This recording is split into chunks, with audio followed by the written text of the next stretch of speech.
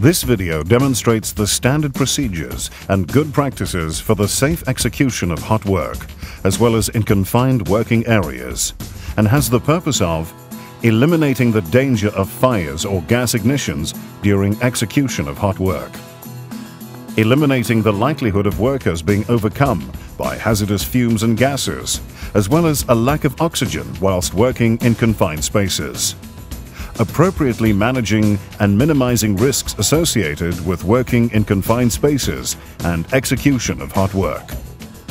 This video includes introduction, definitions, 5 steps to safe hot work execution, and confined space entry.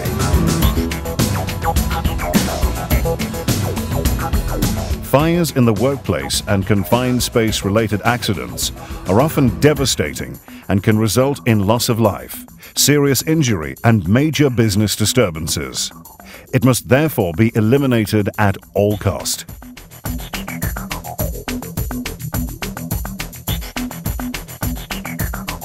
First and foremost, let us define some of the concepts and terminology. Hot work is any work that requires the use of an open flame or spark-producing apparatus. It includes, but is not limited to, welding, cutting, gouging, burning, grinding, lancing, or any heat-producing tasks that could ignite combustible materials or flammable atmospheres. Confined space is defined as areas that are large enough and so configured that a person can bodily enter and perform assigned work, is not designed for continuous people occupancy, is not exposed to natural ventilation, contains or has the potential to contain hazardous atmosphere such as gases or vapors, contains a material that has the potential to engulf an entrant, contains any other recognized safety or health hazards such as unguarded machinery, exposed live electrical wires, or heat stress, have walls that converge inward or floors that slope downward and taper into a smaller area which could trap or asphyxiate an entrant, has limited or restricted means of entry or exit, for example, tanks, vessels, silos, storage bins, trenches and sumps deeper than 2 meters, pipelines, dragline tubs, and revolving frame compartments. Hot work and confined space entry permits are 2 different written or printed permits issued by Anglo American Thermal Coal.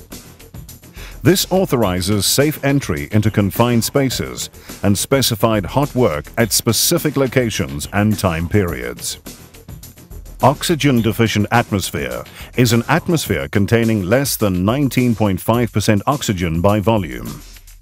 Hazardous atmosphere is an atmosphere that may expose individuals to risk of death, incapacitation, impairment of ability to self-rescue, injury, or acute illness.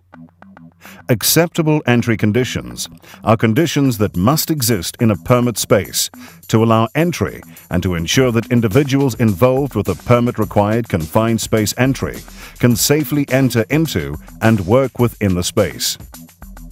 The 5 steps to safe hot work execution and confined space entry are: mandatory procedural requirements, authorizing hot work execution and confined space entry, preparing for hot work execution and confined space entry, executing hot work and perform work in confined spaces, and post-hot work and confined space entry requirements. Mandatory procedural requirements. The engineering manager is responsible for the following mandatory procedural requirements: register of all identified confined spaces per plant or area, including category classification. Confined spaces will be clearly identified with appropriate signage. Confined space and hot work procedures and planned task observations. Formal risk assessments per individual confined space or class. Personnel list with competency to issue clearance certificates. Identification of work requirements, i.e. hot work, cleaning, and purging of confined spaces.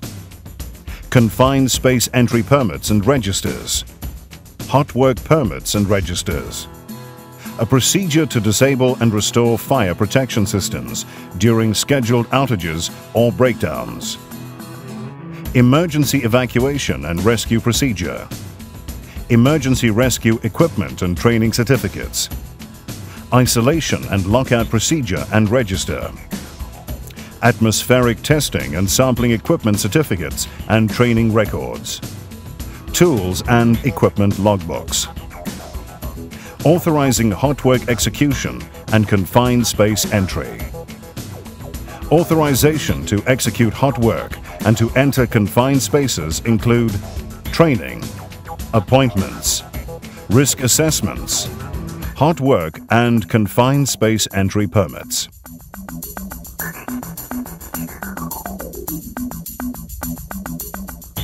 Only persons that are trained, qualified, competent, and fit to perform their duties will be allowed to execute hot work and enter confined spaces. Grinders must also be declared competent.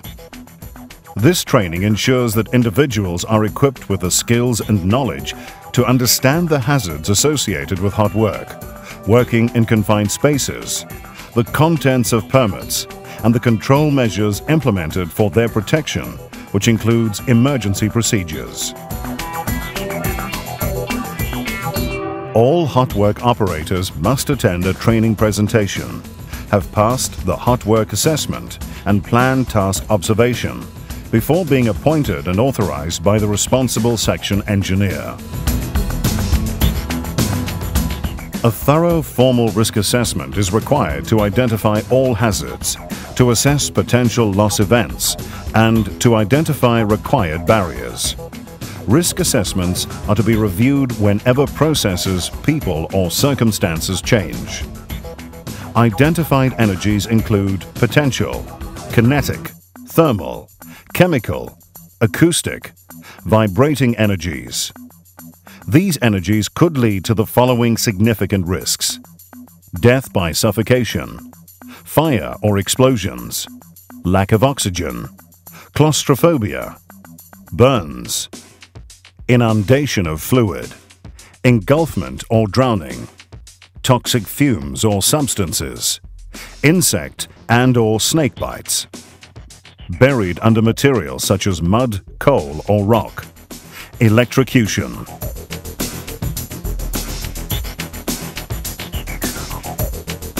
Permit systems are intended to ensure that individuals involved with hot work or who have to enter confined spaces are aware of the associated hazards and that control measures are implemented to mitigate the risks. The permit system provides a step-by-step checklist and reminds workers of the required legislation, safety precautions, and responsibilities before, during, and after task executions. It also enables Anglo-American thermal coal to keep track of hot work and confined space entry activities and ensures that these activities are being conducted safely. A permit to work and to enter confined spaces is issued with authorization by a responsible person in charge of the work to be carried out. It is important to note that permits expire after 24 hours. Hot work operations are strictly prohibited under the following conditions: in areas where a hot work permit is required but not obtained; in areas where a sprinkler or other fire suppression system is activated; in the presence of explosive atmospheres such as mixture of flammable gases, vapors, liquids or dust; in areas near to the storage of large quantities of flammable or combustible materials that can readily ignite; on any rim or components onto which a tire is fitted. Preparing for hot work execution and confined space entry. Preparation to execute hot work and to enter confined spaces includes isolation and lockout, emergency response plan, correct personal protective equipment, Equipment inspections. Confined space entry control. Continuous risk assessment, SLAM.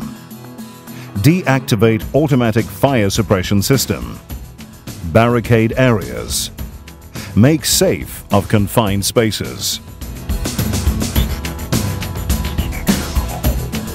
All sources of energy that might have a direct or indirect influence on the health and safety of persons in the confined space or working area must be isolated and locked out at the source by a responsible person, as per the Anglo-American Thermal Coal Isolation Fatal Risk Standard and procedures before commencement of any work. The keys are placed inside a lockable key cabinet. Every person locks the key cabinet with his own personal lock and fills in the lockout register with his personal details. The isolation procedure has further been established to prevent the introduction of contaminants or conditions through piping, ducts, vents, drains, conveyors, service pipes, etc. The activation or energizing of machinery inside and outside the confined space that could adversely affect the space. The release of any stored energy or potential energy in the plant, tools and equipment.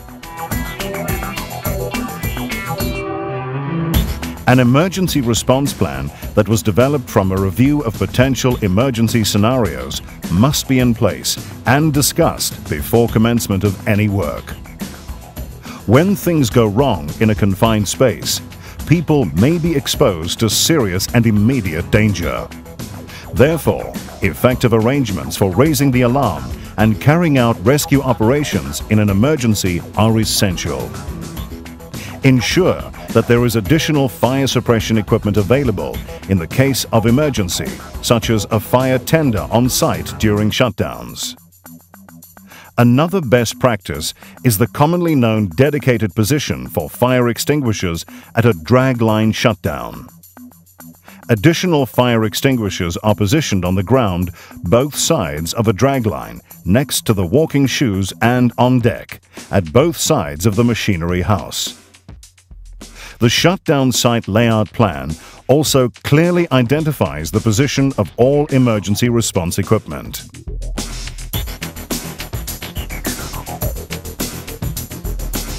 The correct personal protective equipment, also known as PPE, and respiratory protective equipment, RPE, as defined by the risk assessment and minimum site requirement, shall be used and maintained in a sanitary and reliable condition. PPE is issued against individuals' names. The scanning system provides accurate history and effectively controls cost. Minimum PPE site requirements for hotwork execution include safety shoes, long leather spats over safety shoes with overall worn over the spats. Please take note that nylon-type overalls or jackets are not allowed. Long leather gloves, leather apron, dust mask, earplugs, fire-resistant skull cap with neck flap, face shield with goggles or welding helmet, lancing suit for lancing activities.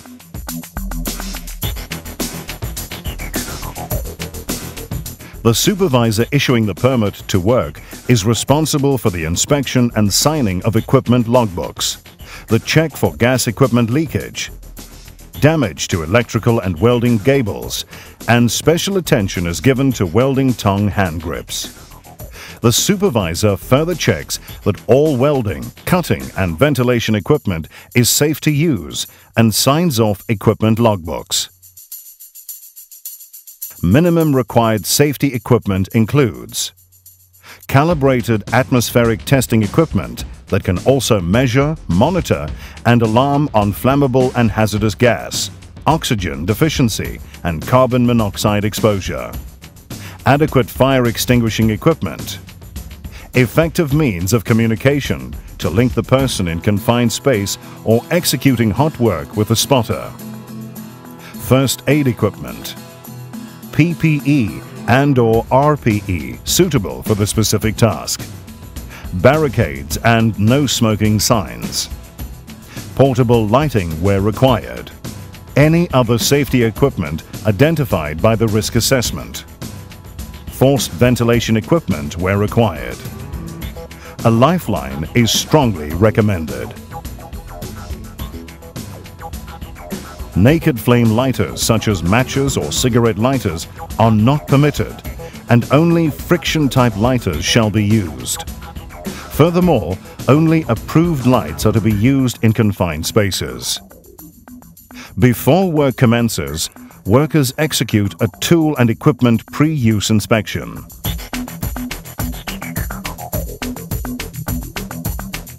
Entrances to confined spaces will be padlocked where possible, and appropriate signs displayed. Before work commences in confined spaces, signs are erected at all entrances to prevent entry of persons not involved in the work and who do not have the required permit to enter. People with valid confined space entry permits complete the confined space entry register. A good entry control practice used by the dragline shutdown team is a magnetic sticker system where individuals place a magnetic name tag on a board at the site office as well as at the point of entry. This system allows easy monitoring of people inside the confined space at any point in time. SLAM stands for Stop, Look, Assess and Manage. People stop and take a few minutes to think about the tasks at hand. They look around and identify potential hazards. Questions are raised. Do we have the correct tools, and are they safe to use? How safe is our working area? They assess the level of risk for the identified hazards, and more questions are raised. Could something go wrong today? What could happen to me and the others? They all commit to the required actions to manage risk appropriately in order to prevent injury or damage to equipment. The supervisor also ensures that workers do not suffer from claustrophobia before entering confined spaces.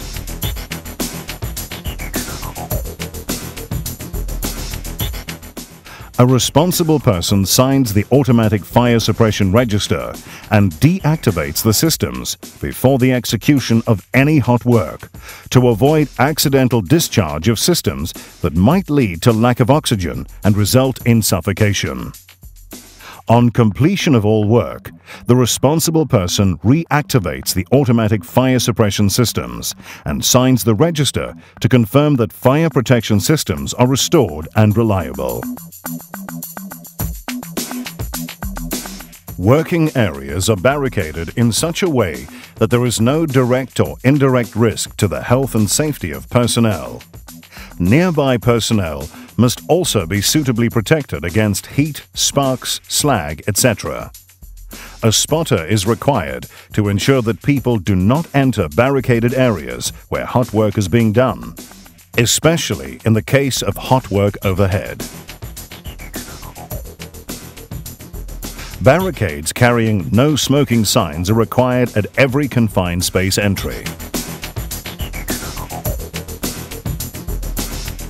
In the making safe of confined spaces, various means might be employed, such as forced ventilation, flushing with water, neutralizing harmful chemicals, etc. All covers and manholes must also be opened at least 30 minutes prior to entry. Carefully check the side of the manholes, tanks and reservoirs. Remove all loose material to safeguard persons inside from falling objects. Access points must be kept free of any obstructions, such as leads, hoses, ventilation ducts, etc. When toxic fumes or gases may be present, like in sewer manholes, a competent person fully equipped with the appropriate respiratory equipment is to ensure the presence of sufficient oxygen to sustain life by carrying out atmospheric tests.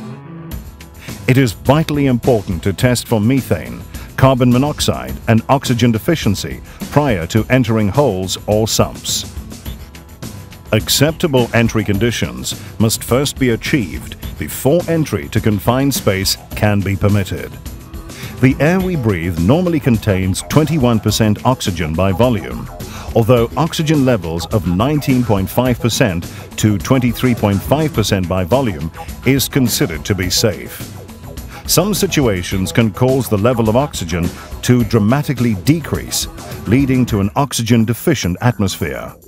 Therefore, testing for these hazardous substances need to continue during the operation by the supervisor. Too much oxygen may also pose a risk to health and safety. Oxygen-enriched atmosphere can increase the risk of fire or explosion. Hot work and painting in confined spaces will only be permitted if the confined spaces are constantly ventilated by blower or extractor fans to achieve a minimum air velocity of 0.5 meters per second. Adequate firefighting equipment must be on hand and in good condition to contain and put out any fire that may occur within the working area. Beware of snakes, spiders, scorpions, or any other insects when entering trenches and confined spaces. All combustible and flammable material must be removed and working areas appropriately cleaned. Where combustible and flammable material cannot be removed, it must be wet down or covered with a non-combustible material or cover.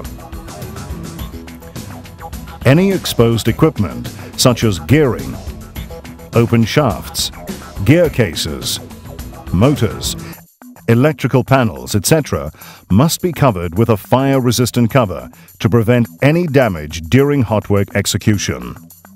Consider and take the necessary precaution to avoid damage to equipment caused by heat that is generated by the hot work.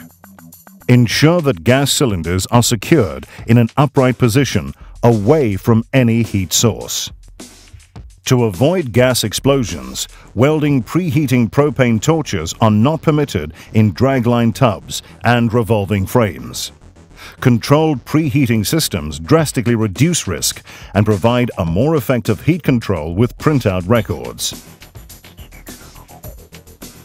Executing hot work and perform work in confined spaces. The following safety precautions shall be adhered to during hot work executions and performing work in confined spaces. Permit checklists, communication, standby person, frequent atmospheric tests, spotters, fire hazard-free conditions, reassess risk and restore safety conditions. Workers confirm that all items on the hot work and confined space entry permit checklists are complied with and signed off. A communication system is established to enable communication between people inside and outside the confined space, especially to summon help in an emergency. Communication can be achieved by radio, hand signals, or other suitable methods. Good, continuous communication must be maintained with the spotter during hot work execution or confined space entry. A standby person is assigned to continuously monitor the well-being of those inside the confined space. The standby person with the authority to order people to exit the space in any hazardous situation will raise the alarm and should never enter the confined space to attempt rescue. Persons inside confined spaces must be withdrawn immediately when the presence of methane, carbon monoxide, or oxygen deficiency is detected. Testing and monitoring the atmosphere in confined spaces by a competent person using a suitable, correctly calibrated gas detector is a routine part of determining appropriate risk control. Atmosphere tests must be done in different levels: top, middle, and at the bottom. This is because contaminants can settle at different levels. Initial testing should be done from outside the confined space by inserting a sample probe. Atmosphere tests include airflow, oxygen content, airborne concentration of flammable or potentially harmful contaminant, for example hydrogen, sulfide, carbon monoxide, and methylene chloride. Never trust your own senses to determine if the atmosphere in confined space is safe. Many toxic or flammable gases and vapors cannot be seen or smelled, nor can the level of oxygen present be determined. A competent spotter fully equipped with protective equipment and 2 fire extinguishers is suitably positioned to monitor conditions and check for any possible fires caused by the hot work. In the case of a fire, spotters will immediately raise an alarm, stop the hot work operation, and assist with putting out the fire. Spotters also have the authority and responsibility to ensure that non-essential people are removed from the immediate work area, and further to keep people out of the barricaded working areas. Workers continuously clean working areas and maintain fire hazard-free conditions throughout the task execution.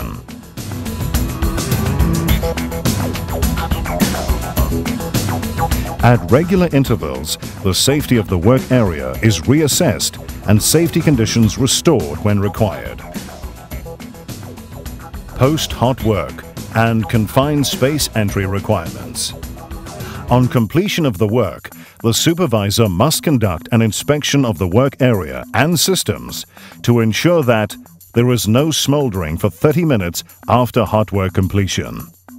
Equipment is removed and working areas cleaned. All persons are clear and accounted for. All covers, guards and doors are in place and secured.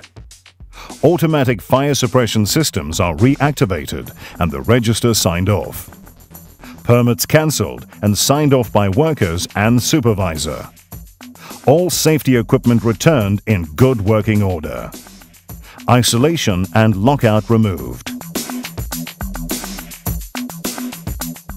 Confined space rescue drills shall be carried out annually, and records of these drills, with signatures of those who took part in the drill, will be kept by the immediate supervisor.